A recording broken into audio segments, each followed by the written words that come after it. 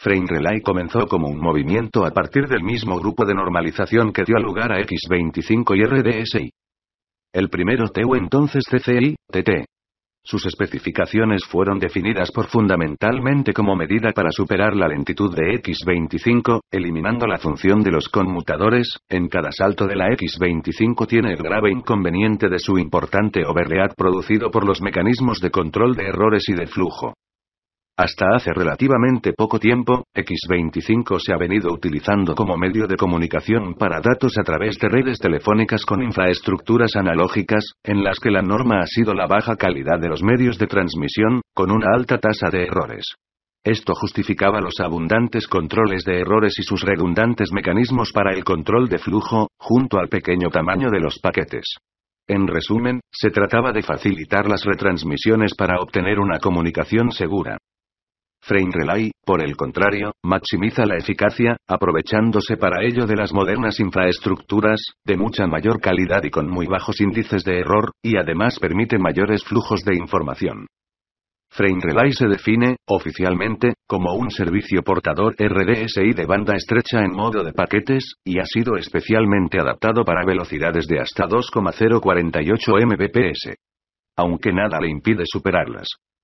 Frame Relay proporciona conexiones entre usuarios a través de una red pública, del mismo modo que lo haría una red privada con circuitos punto a punto. De hecho, su gran ventaja es la de reemplazar las líneas privadas por un solo enlace a la red. El uso de conexiones implica que los nodos de la red son conmutadores, y las tramas deben de llegar ordenadas al destinatario, ya que todas siguen el mismo camino a través de la red.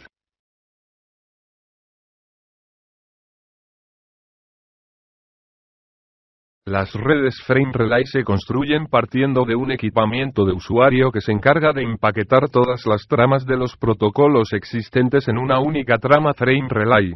También incorporan los nodos que conmutan las tramas Frame Relay en función del identificador de conexión, a través de la ruta establecida para la conexión en la red.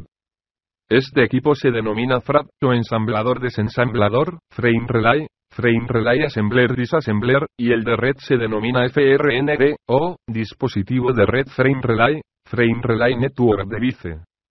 Las tramas y cabeceras de Frame Relay pueden tener diferentes longitudes, ya que hay una gran variedad de opciones disponibles en la implementación, conocidos como anexos a las definiciones del estándar básico. La información transmitida en una trama Frame Relay puede oscilar entre 1 y 8250 bytes, aunque por defecto es de 1600 bytes. Lo más increíble de todo, es que, a pesar del gran número de formas y tamaños, Frame Relay funciona perfectamente, y ha demostrado un muy alto grado de interoperabilidad entre diferentes fabricantes de equipos y redes. Ello es debido a que, sean las opciones empleadas por una determinada implementación de red o equipamiento, siempre existe la posibilidad de convertir los formatos de Frame Relay a uno común, intercambiando así las tramas en dicho formato. En Frame Relay, por tanto, los dispositivos del usuario se interrelacionan con la red de comunicaciones, haciendo que sean aquellos mismos los responsables del control de flujo y de errores. La red solo se encarga de la transmisión y conmutación de los datos, así como de indicar cuál es el estado de sus recursos. En el caso de errores o de saturación de los nodos de la red, los equipos del usuario solicitarán el reenvío al otro extremo de las tramas incorrectas y, si es preciso, reducirán la velocidad de transmisión, para evitar la congestión. Las redes Frame Relay son orientadas a conexión, como X25, SNA, e incluso ATM. El identificador de conexión es la concatenación de dos campos HDLC, High Level Data Link Control, en cuyas especificaciones originales de unidad de datos protocolo de la capa 2, se basa Frame Relay. Entre los dos campos HDLC que forman el identificador de conexión de enlace de datos o DLCI, Data Link Connection Identifier, se insertan algunos bits de control, CR y A. A continuación se añaden otros campos que tienen funciones muy especiales en las redes Frame Relay. Ello se debe a que los nodos conmutadores Frame Relay carecen de una estructura de paquetes en la capa 3, que por lo general es empleada para implementar funciones como el control de flujo y de la congestión de la red, y que estas funciones son imprescindibles para el adecuado funcionamiento de cualquier red.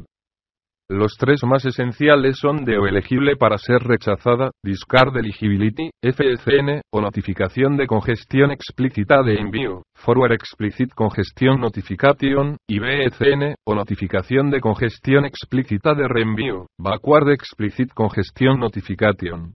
El bit DE es usado para identificar tramas que pueden ser rechazadas en la red en caso de congestión. FECN es usado con protocolos de sistema final que controlan el flujo de datos entre el emisor y el receptor, como el mecanismo windowing de TCP/IP. En teoría, el receptor puede ajustar su tamaño de ventana en respuesta a las tramas que llegan con el bit FECN activado. BECN, como es lógico, puede ser usado con protocolos que controlan el flujo de los datos extremo a extremo en el propio emisor. Según esto, la red es capaz de detectar errores, pero no de corregirlos. En algunos casos podría llegar tan solo a eliminar tramas. No se ha normalizado la implementación de las acciones de los nodos de la red ni del emisor receptor, para generar y o interpretar estos 3 bits. Por ejemplo, TCP/IP no tiene ningún mecanismo que le permita ser alertado de que la red Frame Relay está generando bits FECN ni de cómo actuar para responder a dicha situación. Las acciones y funcionamiento de las redes empleando estos bits son temas de altísimo interés y actividad en el Frame Relay Forum, equivalente en su misión y composición al ATM Forum. Frame Relay también ha sido denominado tecnología de paquetes rápidos, Fast Packet Technology, o X25 para los 90, y esto es cierto en gran medida. El protocolo X25 opera en la capa 3 e inferiores del modelo OSI, y mediante la conmutación de paquetes, a través de una red de conmutadores, entre identificadores de conexión. En cada salto de la red X25 se verifica la integridad de los paquetes y cada conmutador proporciona una función de control de flujo. La función de control de flujo impide que un conmutador X25 no envíe paquetes a mayor velocidad de la que el receptor de los mismos sea capaz de procesarlos. Para ello, el conmutador X25 receptor no envía inmediatamente la señal de reconocimiento de los datos remitidos, con lo que el emisor de los mismos no envía más que un determinado número de paquetes a la red en un momento dado. Frame Relay realiza la misma función, pero partiendo de la capa 2 e inferiores. Para ello, descarta todas las funciones de la capa 3 que realizaría un conmutador de paquetes X25, y las combina con las funciones de trama.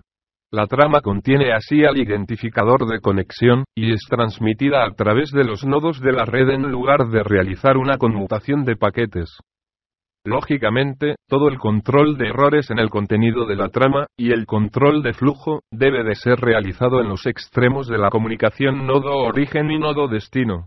La conmutación de paquetes en X25, un proceso de 10 pasos, se convierte en uno de 2 pasos, a través de la transmisión de tramas.